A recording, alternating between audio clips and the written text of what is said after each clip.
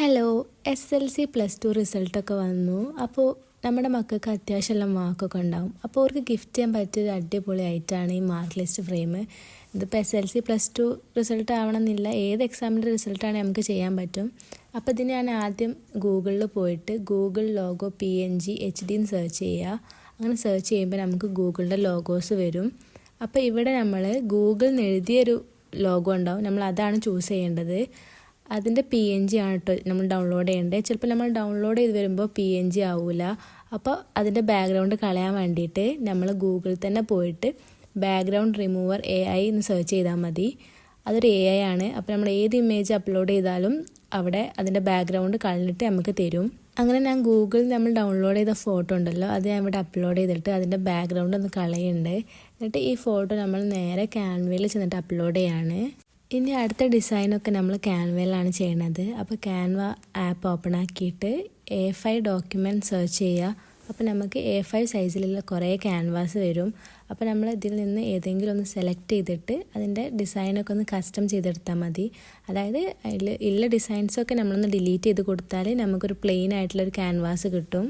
ഇനി നമ്മൾ അടുത്ത ഡിസൈനൊക്കെ ഈ പ്ലെയിൻ A5 ഷീറ്റിലാണ്. അപ്പോൾ നമ്മൾ ഓൾറെഡി അപ്ലോഡ് ചെയ്ത ഗൂഗിളിലെ PNG ഉണ്ടല്ലോ, അത് ഇതിലേക്കൊന്ന് ഡ്രാഗ് ചെയ്യുക. എന്നിട്ട് അതിൻ്റെ സൈസും കാര്യങ്ങളൊക്കെ നമ്മൾ അഡ്ജസ്റ്റ് ചെയ്ത് കൊടുക്കുകയാണ് ചെയ്യേണ്ടത്.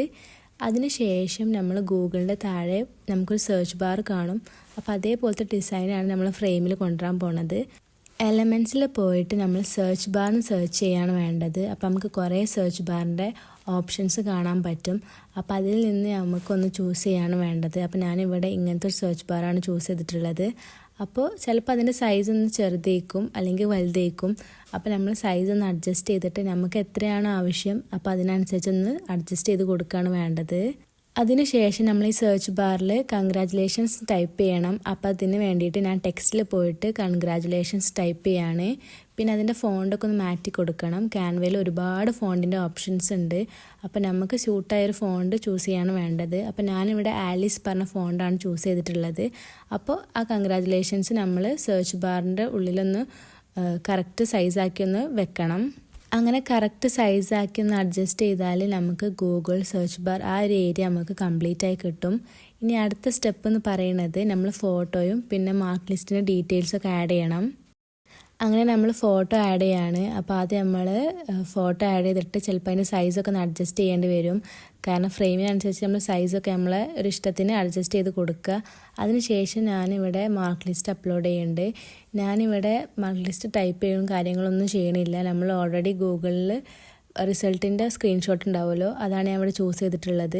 പിന്നെ അത് ഡ്യൂപ്ലിക്കേറ്റ് എടുത്തിട്ട് അതിൻ്റെ ഡീറ്റെയിൽസൊക്കെ അതേപോലെ തന്നെ കൊടുക്കുകയാണ്. എക്സ്ട്രാ കാര്യങ്ങൾ ടൈപ്പ് ചെയ്യുക ഒന്നും ചെയ്യണില്ല. അത് ഭയങ്കര സിമ്പിളാണ്.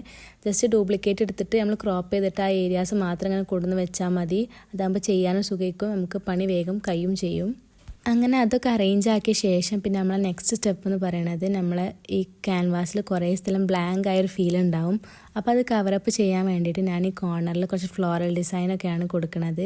അപ്പോൾ നമ്മൾ എലമെൻറ്റ്സിൽ പോയിട്ട് ഫ്ലോറലിന് സെർച്ച് ചെയ്യുക. അപ്പോൾ നമുക്ക് കുറേ തരം ഫ്ലോറലിൻ്റെ ഡിസൈൻ വരും, കുറേ ലീഫ് അതേപോലെ അങ്ങനെ പലതരം ഫ്ലോറലിൻ്റെ പാറ്റേൺസും ഒക്കെ വരും. അപ്പോൾ അതിൽ നിന്ന് നമുക്ക് ഏതാണോ വേണ്ടത് അത് ചൂസ് ചെയ്യുക. അപ്പോൾ ഞാനിവിടെ കോർണർ ഡിസൈനിൽ വരുന്ന ഒരു ബ്ലൂ കളർ ഫ്ലോറലാണ് ചൂസ് ചെയ്തിട്ടുള്ളത്. അത് ഞാൻ ഓപ്പോസിറ്റ് കോർണറിലാക്കിയിട്ടാണ് കേട്ടോ വെച്ചിരിക്കുന്നത്.